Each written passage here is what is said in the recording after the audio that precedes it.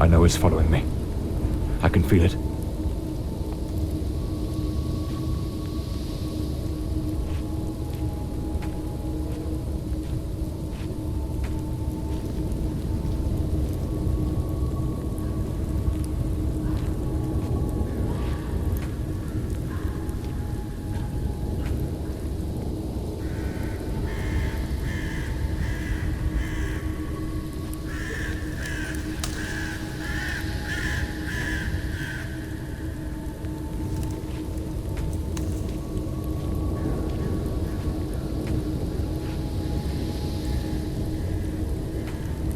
I shouldn't have taken such a risk.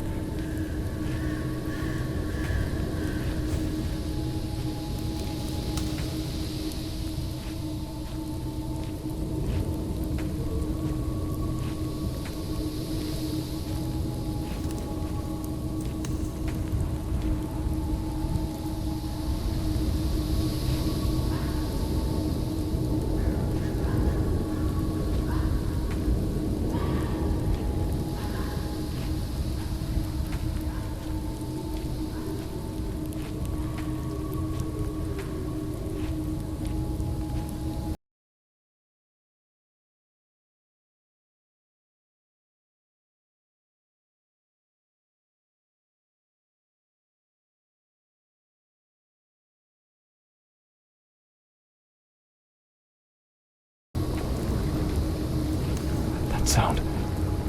It's coming from the river.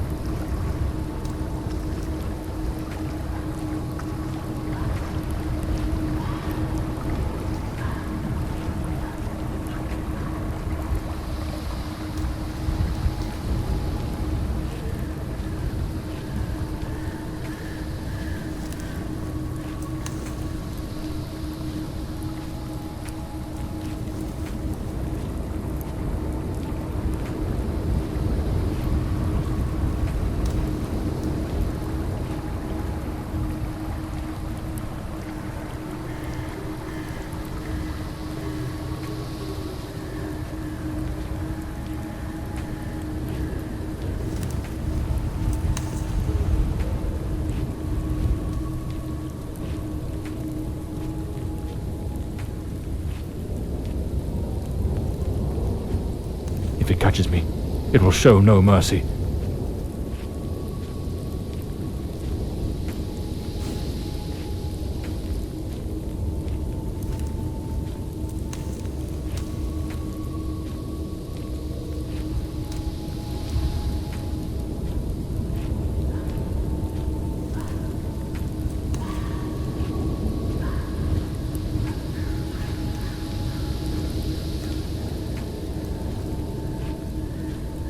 I know it's hidden somewhere in this forest.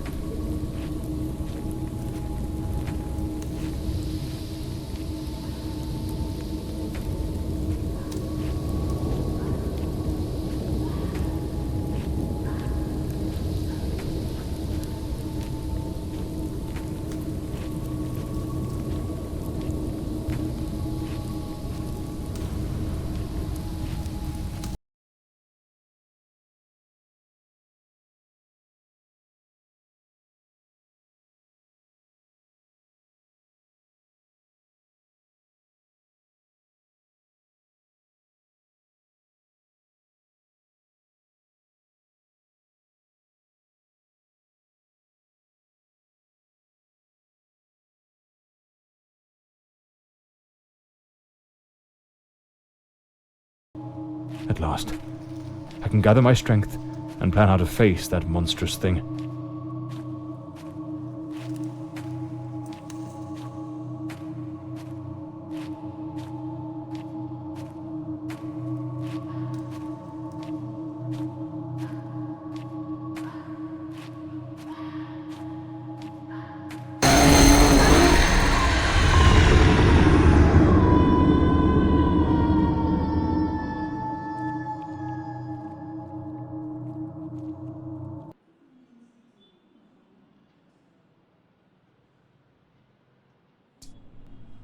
The name's John Morley, private detective, and today is a momentous day. After enduring the most exquisite tortures at the hands of those blasted nurses, and being pumped full of enough medicine to fell an ox. Today I'm finally free. Who would have thought that the case of the Red Shoes murder would end the way it did? A stormy night, soaked to the skin, wrestling that brainless killer on a rooftop.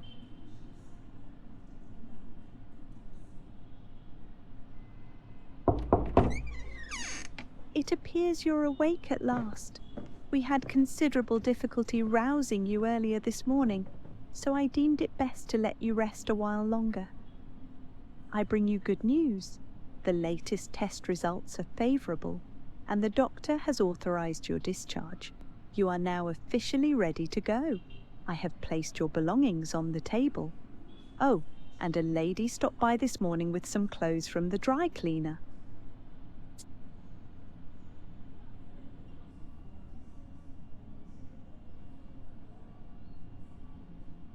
My belongings? I thought everything was already in the room. There are a few valuables and some coins we kept for safekeeping. They are in the box on the table.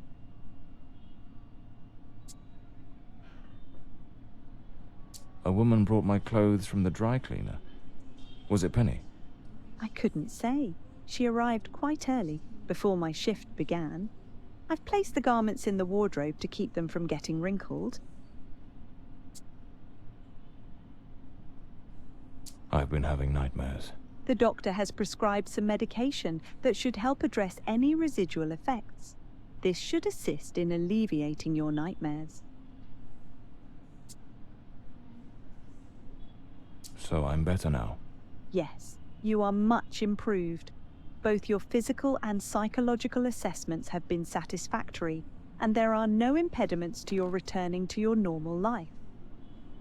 Now, if you'll excuse me, I have other patients to attend to. I wish you all the best.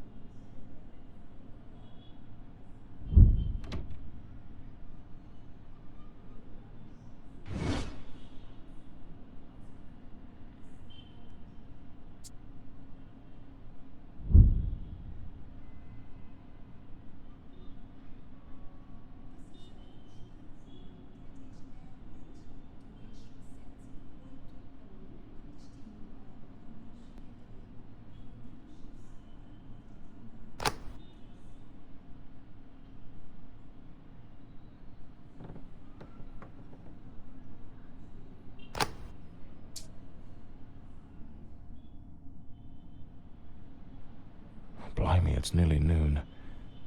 I must have lost track of time in those blasted nightmares. I better get dressed. The hospital gown that ties in the back doesn't exactly scream professional. Rainy and overcast. Typical London weather. And there's notes from Penny, my secretary. She must have left it here a few days ago while I was still under observation. Damn it, Penny. I don't blame her, though. I'm a right mess. I've managed to lose the only two things that kept me grounded. Her sound advice, always spot on, and the faint hope that she might dump Peter and give me a chance.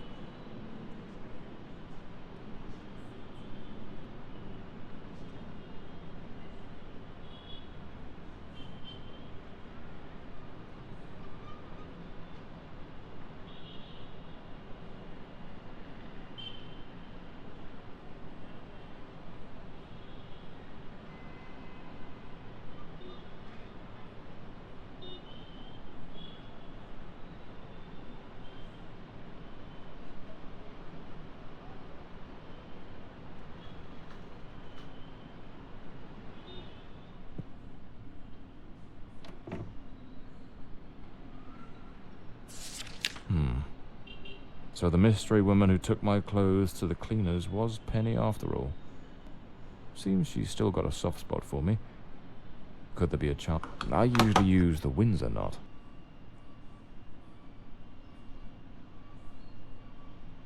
I should get myself a pair of derbies. Or brogues. They're much more comfortable. Besides, if I slipped, it was because of those damned hard soles. Well-structured shoulders, nicely padded. Gives off an air of authority. keeps the crooks wary and catches the ladies' eyes. These do a fine job of hiding any belly. Can't complain about that. Looks brand new. The collar's pristine. Blimey, what a fool I took onto that rain-soaked pavement. And to top it off, with that downpour, I ruined my best suit. But, well, that's all water under the bridge now, quite literally.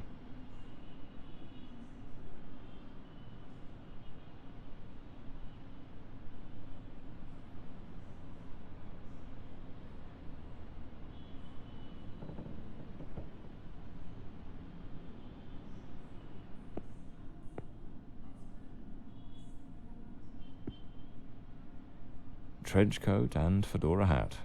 Every detective's must have.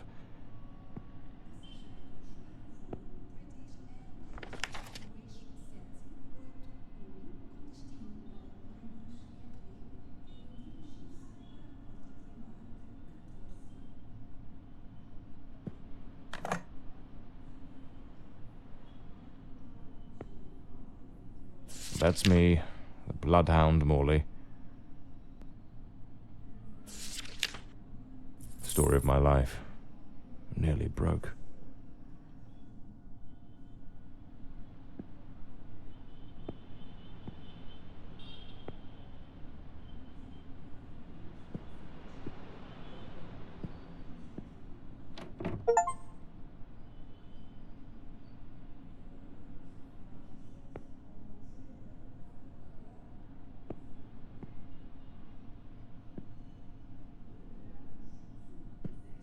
I'd better hurry up. Just like Penny says in her note, I might have a new client this afternoon. And with the way things are going, I can't afford to let that slip away.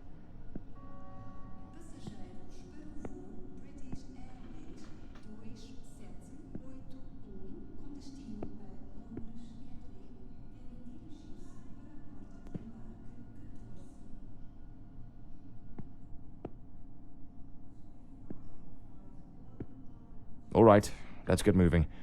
Today's the first day of the rest of my life.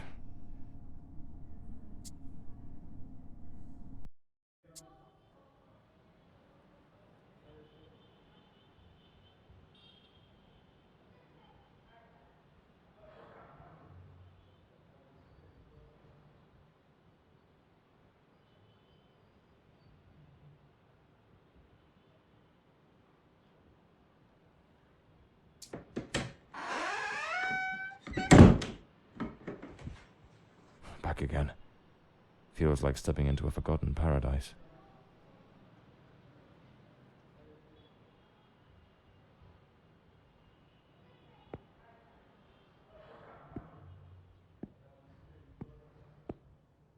Everything's got that same old charm, and yet feels oddly new. This hospital stint's given me a bit of a new outlook. Maybe I'll take it a shade easier from now on, sticking to cases that don't demand a trip to the morgue.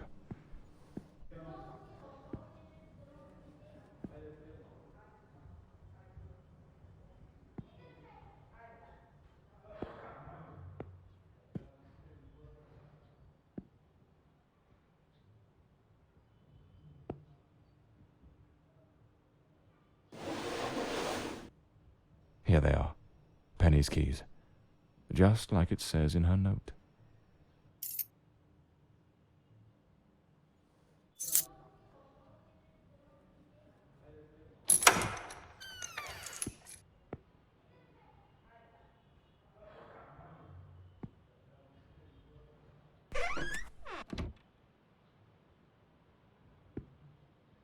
Even the coppers missed it.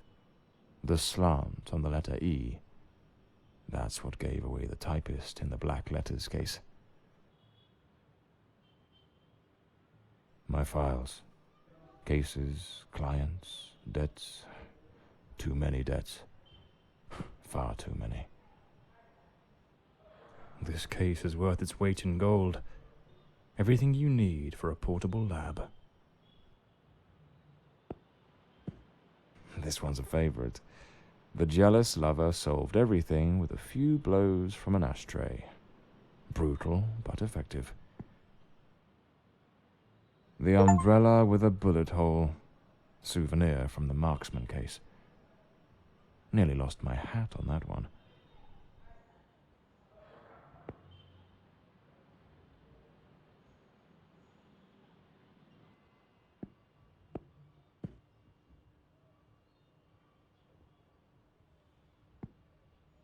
Penny's desk.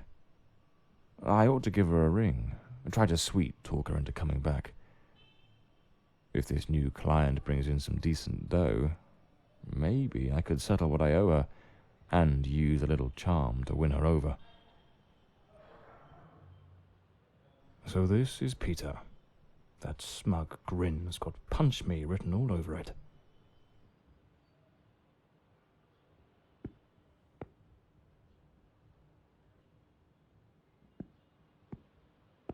The murder weapon from the cadaver collector case. Nasty business, that one.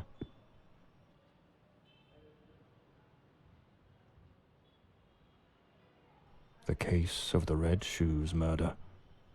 One of the most complicated I've faced. Finally. Case closed.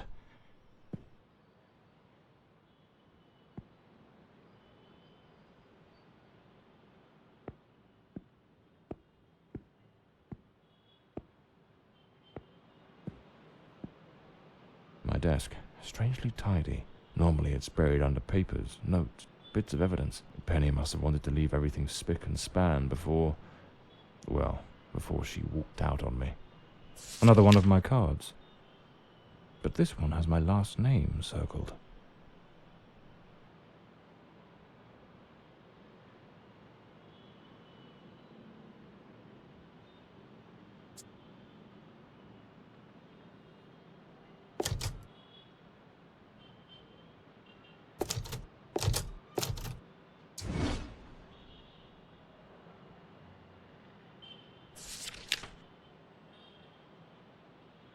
The drawer. It's locked. But there doesn't seem to be a keyhole.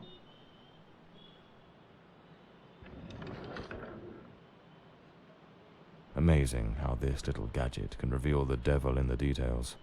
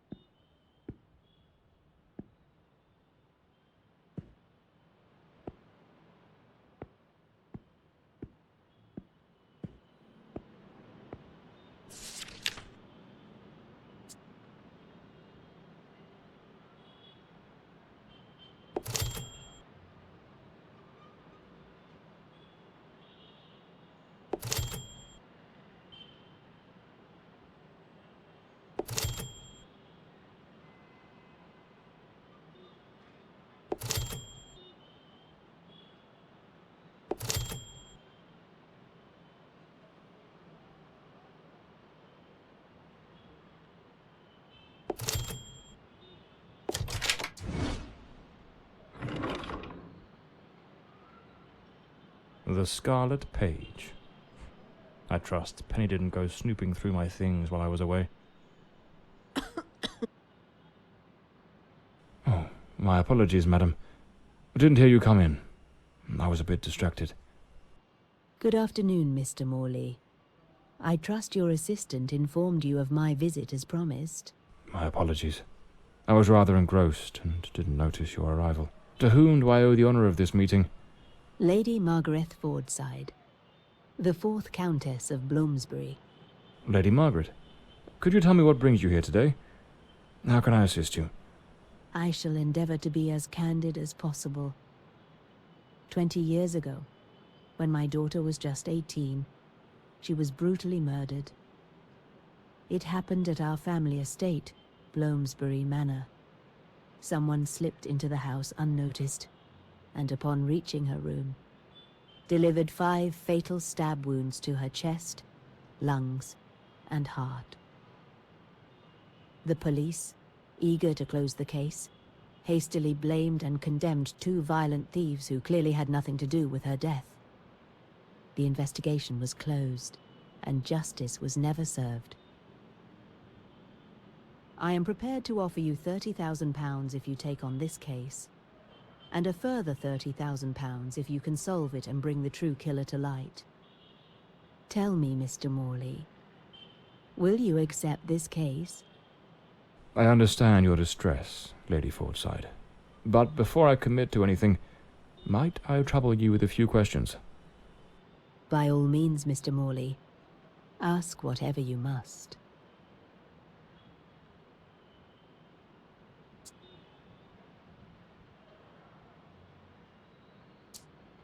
A case that's been cold for 20 years.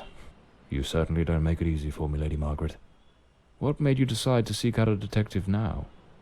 For over 2 decades, I've fought tirelessly to have the case reopened, to prove that the real murderer escaped justice. But all in vain. Neither solicitors nor well-meaning police friends, nor even journalists hungry for a dark story have managed to uncover anything. Then one day, I read about your success in solving the case of the Red Shoes killer. Regrettably, I also learned of the unfortunate incident that left you hospitalized with grievous injuries. On the advice of your secretary, Miss Penny, I waited patiently for your recovery. And now, here I am.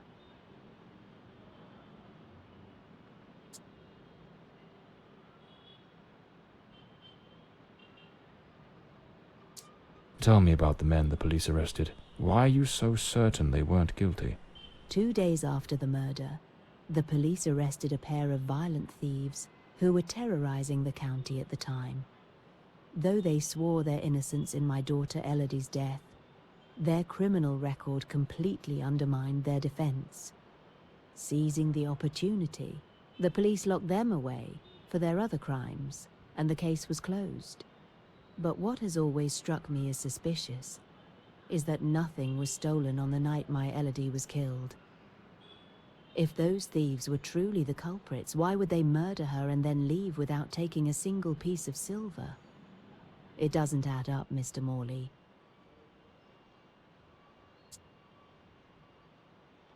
Tell me, were there any witnesses? Did anyone see or hear anything? It happened at midnight. The house was practically empty at the time, with only a few servants and a guest who was sleeping in the west wing. I was the only one who might have heard something, as my room was next to hers. Unfortunately, I had taken a sleeping draught and fell into a deep slumber. It is a decision I shall regret for the rest of my days.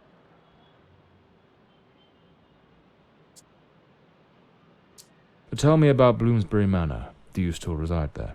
After Elodie's death, I abandoned the estate. I couldn't bear to remain there, to live within those walls. Even now, when I visit the manor, it still feels as though I can hear her footsteps echoing through the halls, her voice humming that old melody, the delusions of an old woman who has mourned her daughter for far too long. Mr. Morley, no mother should ever have to bury her child.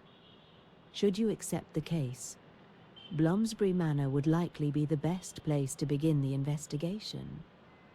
I shall not impede your work, as I now reside at Bedford Square, in the heart of the city. Well, I believe I have all the information I need to get started. I accept the case, and will begin the investigation immediately. I'm pleased to hear that. My butler will bring you the £30,000 tomorrow morning. Now, if you'll excuse me, I have matters to attend to. Once you uncover the culprit, contact me at once, and I shall promptly deliver the remaining £30,000. Please, Mr. Morley, unravel this harrowing mystery that has tormented me for so long.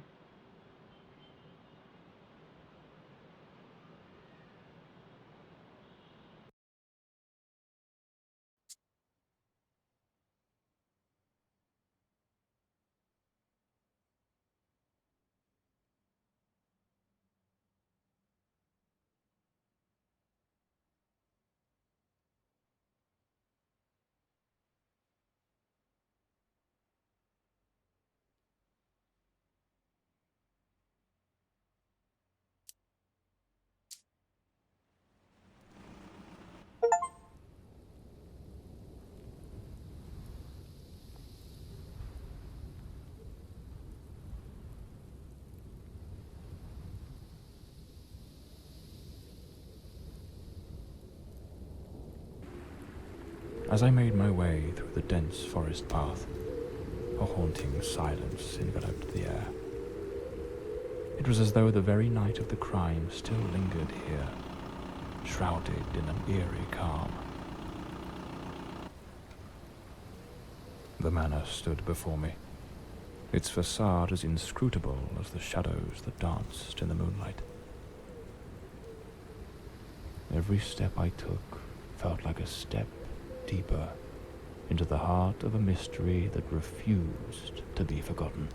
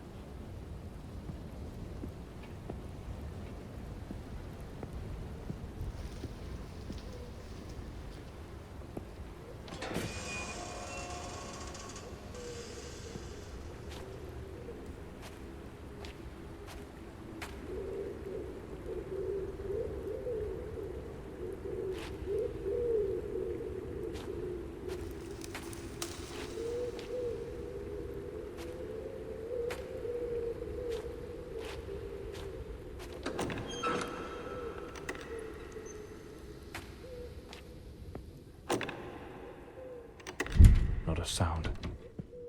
The stillness feels heavy, like it's hiding something.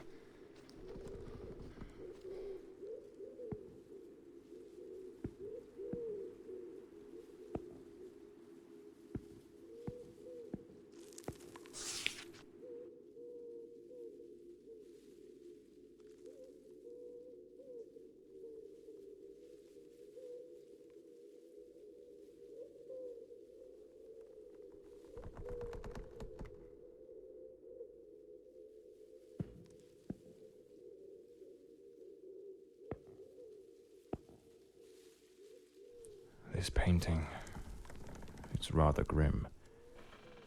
There's something deeply unsettling about it, almost like it carries a shadow of its own.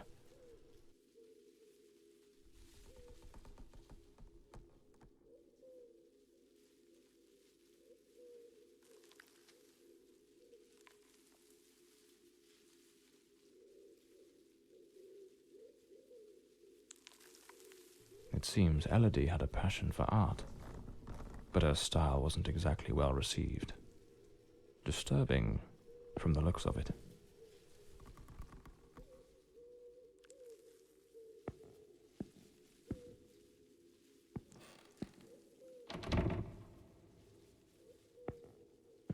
A blue moon, fitting for a place haunted by its own secrets.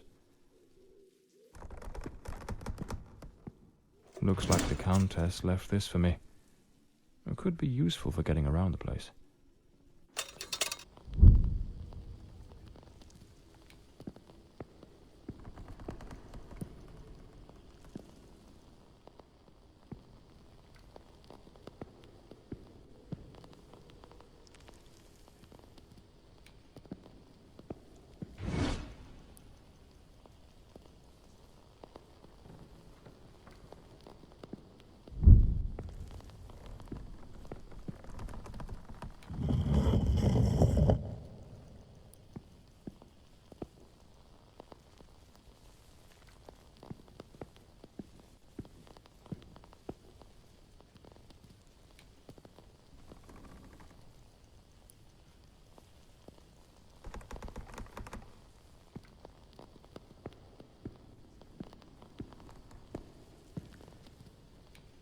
A globe resting in a beautiful wooden stand.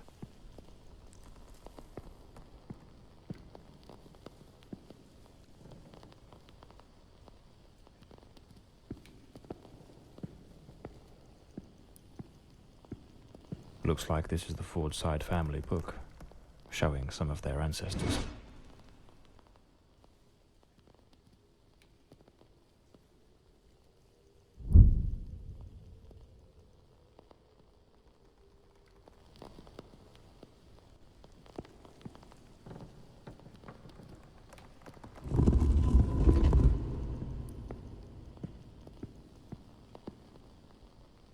Another painting by Elodie. There's something deeply disturbing about her work.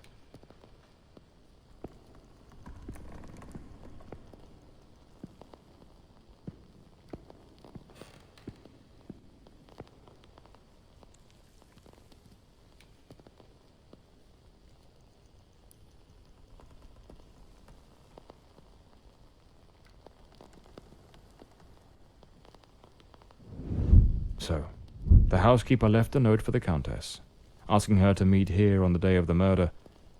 I wonder what truly happened during that encounter. Very well. Let's piece the events together, step by step.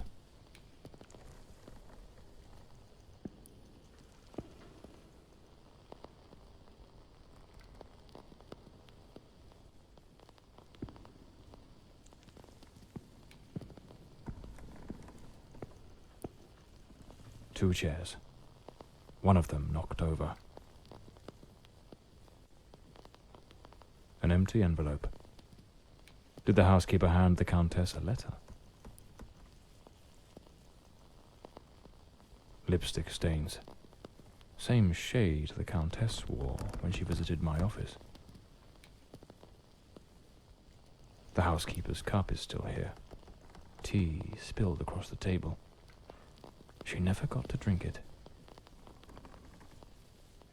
Looks like someone arranged tea in the library that day. It seems they met here, but something went wrong during the conversation. I am very angry. After all these years of service, this is how you repay me? Walking away like this? I'm sorry, madam, but the situation has become unbearable. My bags are already packed.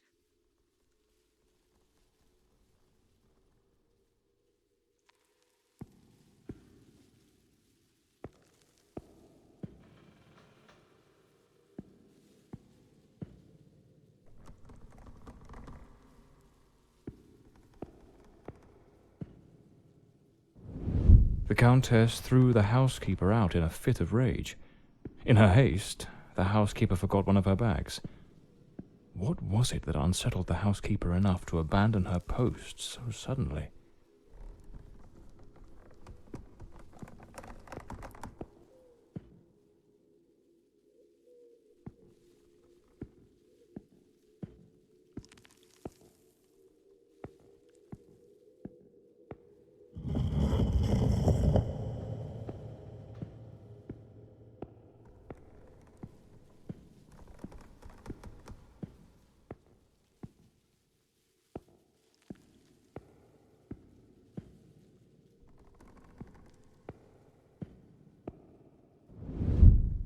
Lady Fordside, still seething, burned something in the fireplace.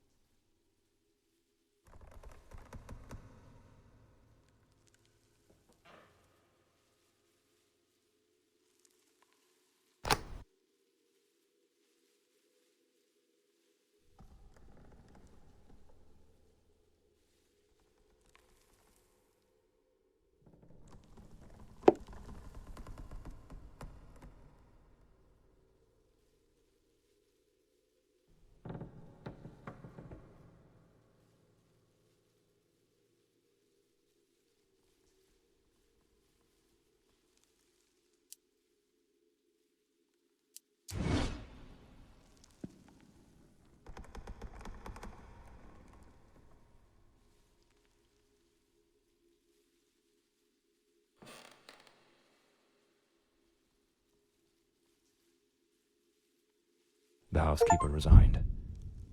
Seems something, or someone, troubled her greatly. Enough to break the long-standing family tradition tying her to this place.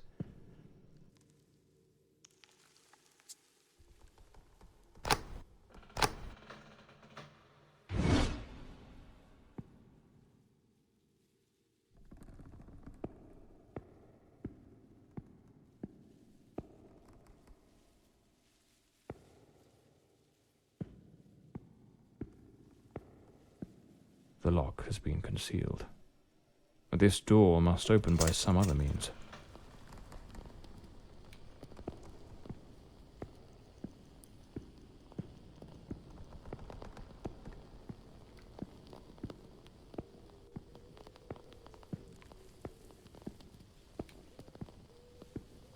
The door's chained up with a padlock. Looks like I'll need to find the key.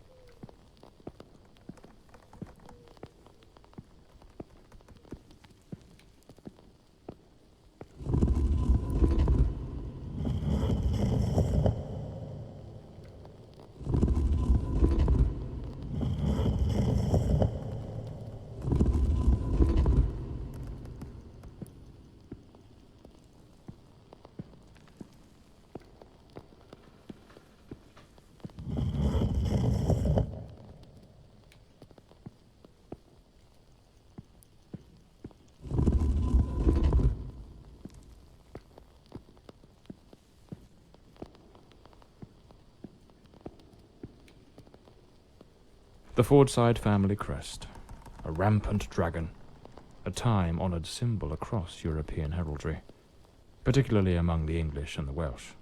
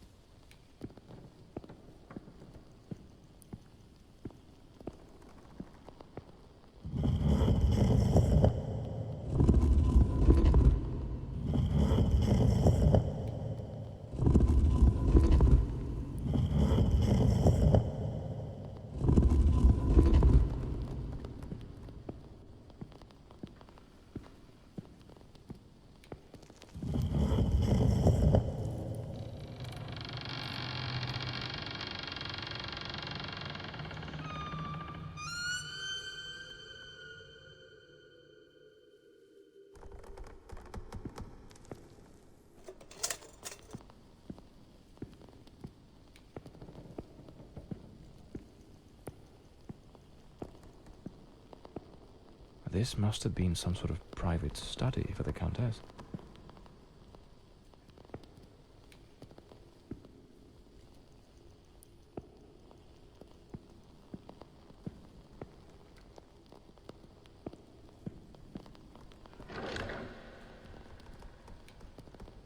An old pocket watch.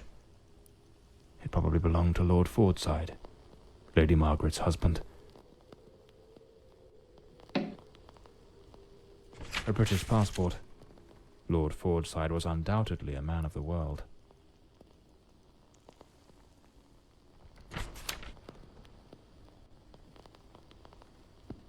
Lady Margaret and a young woman. I suppose it's Elodie. They look happy. It was undoubtedly a better time.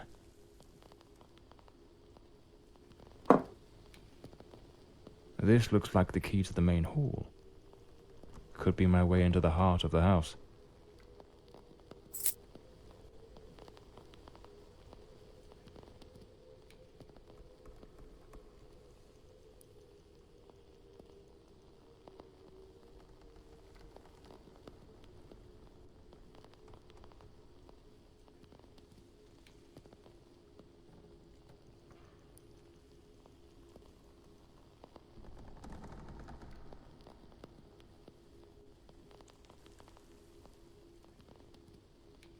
Elodie was committed to a psychiatric facility, but she supposedly recovered from whatever ailed her.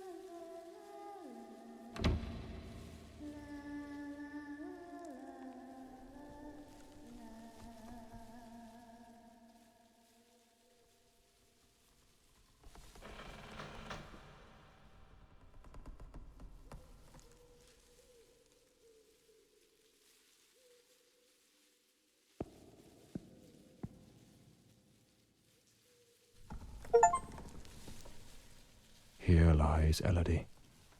Rest eternally, beloved daughter, beneath the tree that once watched you grow. So this is where Elodie is buried.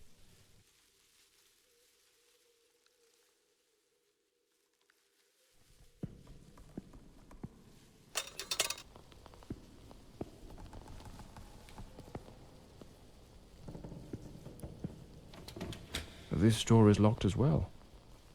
If the Countess wanted me to investigate, why didn't she leave the doors open?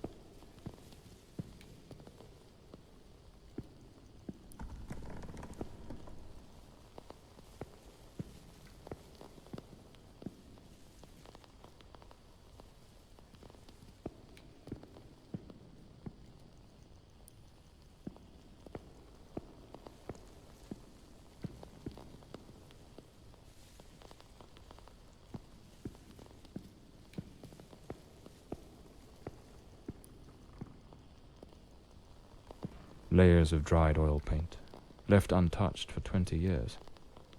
It's as if time stopped the moment Elodie laid down her brush. Feels like the room's holding its breath, waiting for something to stir. The grand ship on the open sea.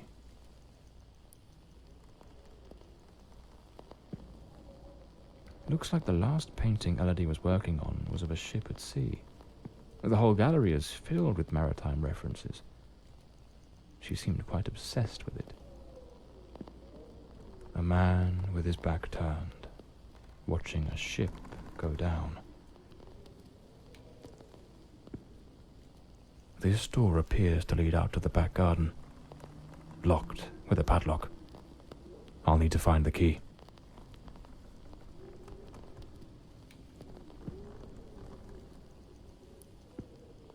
Looks like some sort of clue. Trace the tree's journey from birth to decay. Follow the path of the artist in a thoughtful display. Arrange the 4 stages and the door will obey.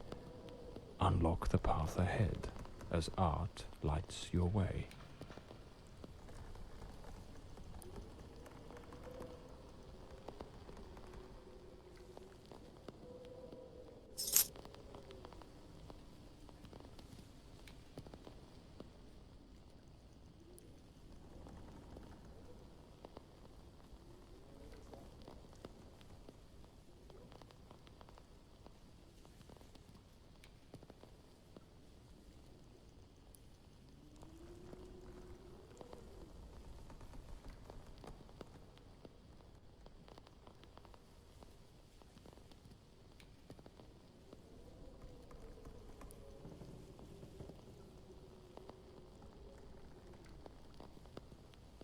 Lady Margaret took special care to secure the house, restricting access to certain areas.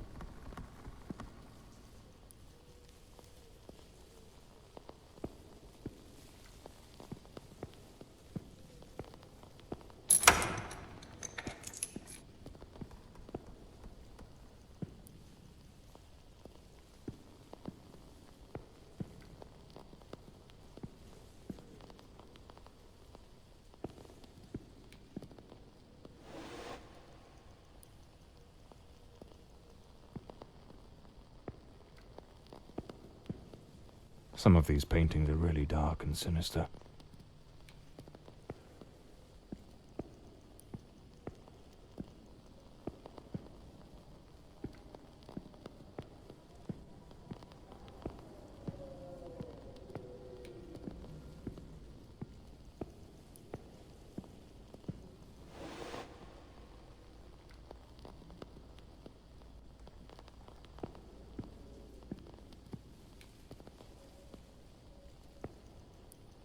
A young woman screaming in the middle of the darkness.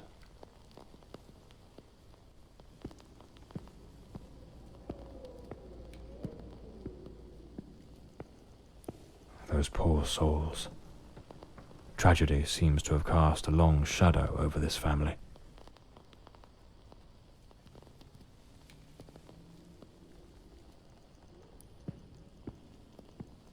Locked, as expected.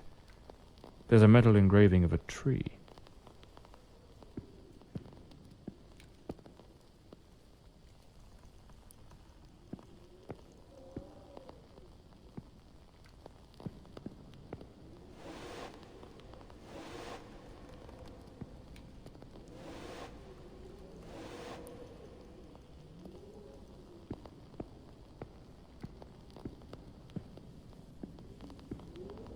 Looks like a commercial seaman's yearbook, listing ships and their crews. It's open to the pages under S. It's not here. It's simply not here. This must be the Countess's handwriting. What was she searching for?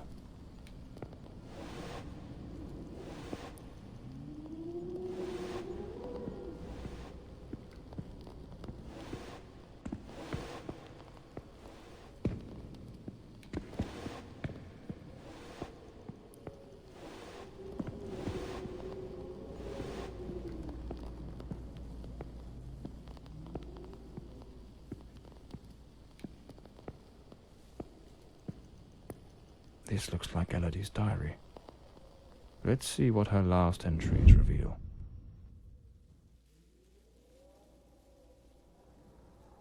I'm absolutely over the moon.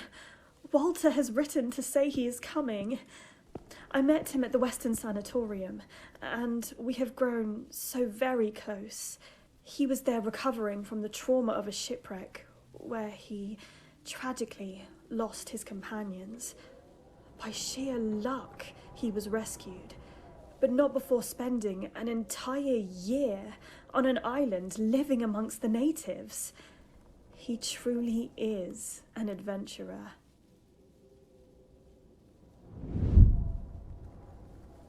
I'm so happy.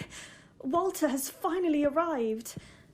I must admit, I am utterly captivated by him. I invited him to visit, and he gave me his word he wouldn't fail to come as soon as he was able to leave. And now he's finally here. I can scarcely contain my joy. It feels as though all the darkness has faded away.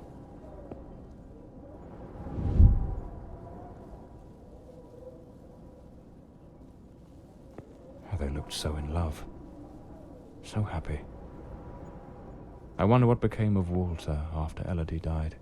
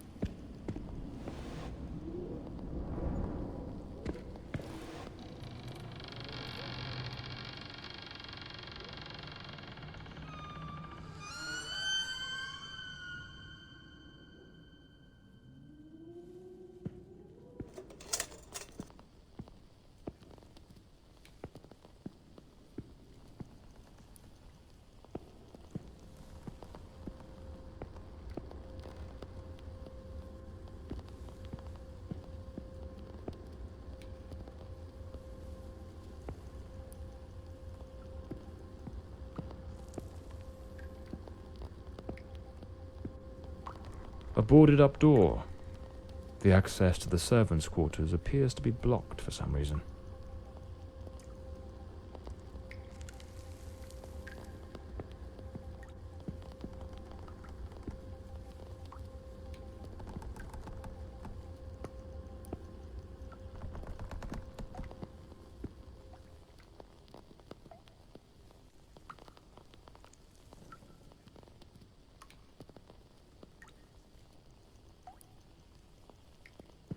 These broken chairs. Someone must have hurled them to the ground with great force.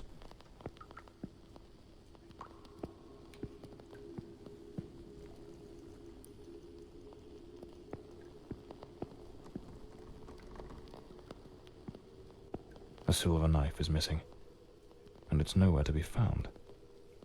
Likely taken by the same person who caused all this destruction. Some of these tools have been bent, likely trampled over.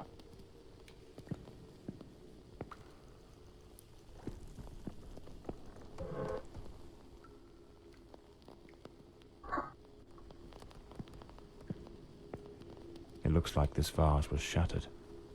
Not just dropped, but smashed with intent.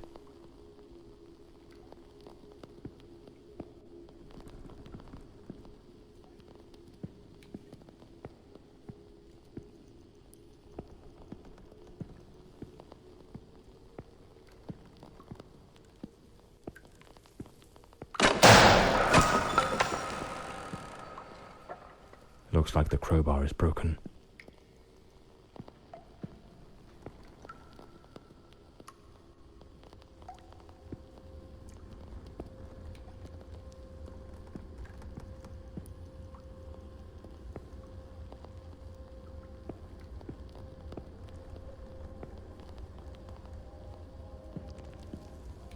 A backgammon board. One of the oldest board games.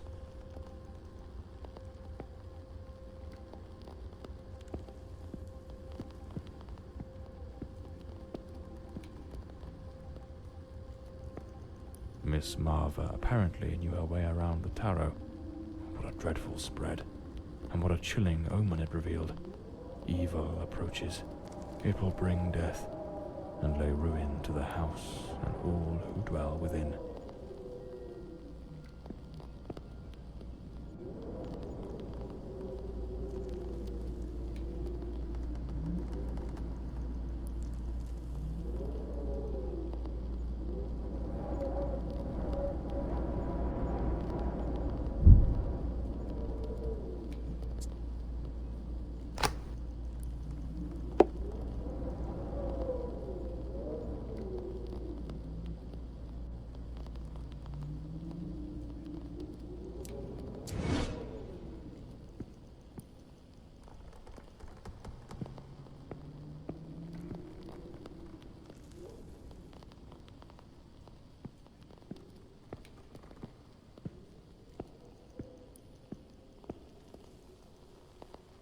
A good way to motivate the staff.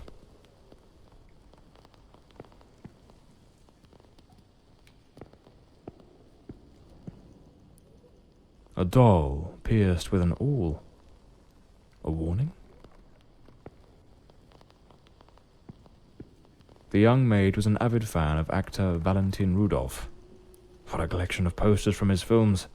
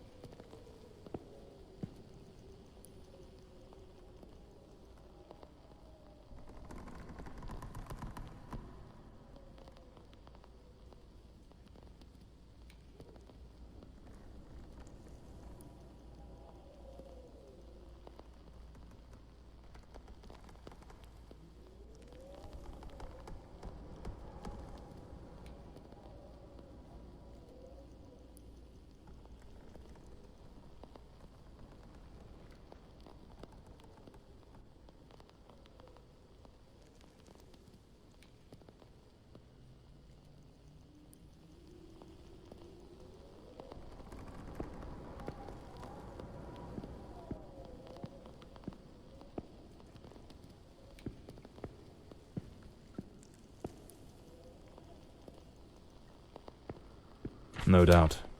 This is the cook's room.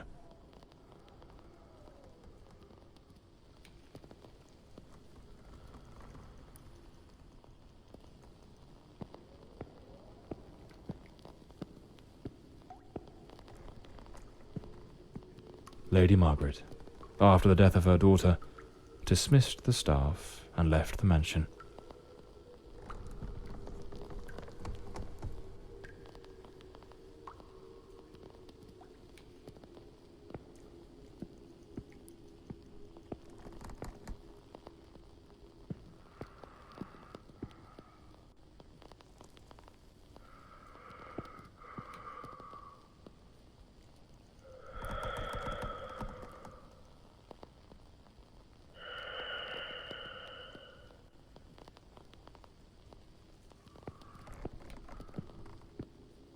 A pair of blood-stained scissors stuck in the sink basin. Deeply unsettling.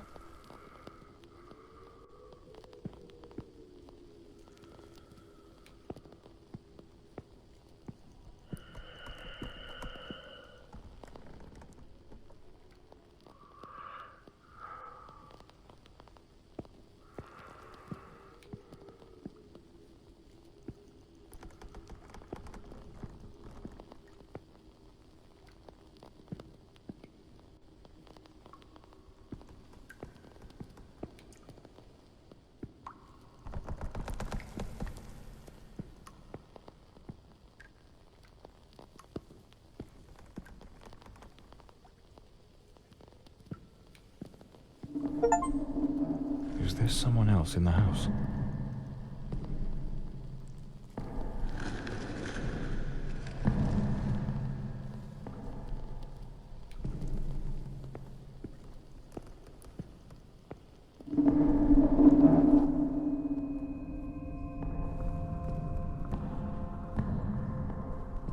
Who the devil is that man? He had a knife. I'm completely in the dark here. I don't think he saw me.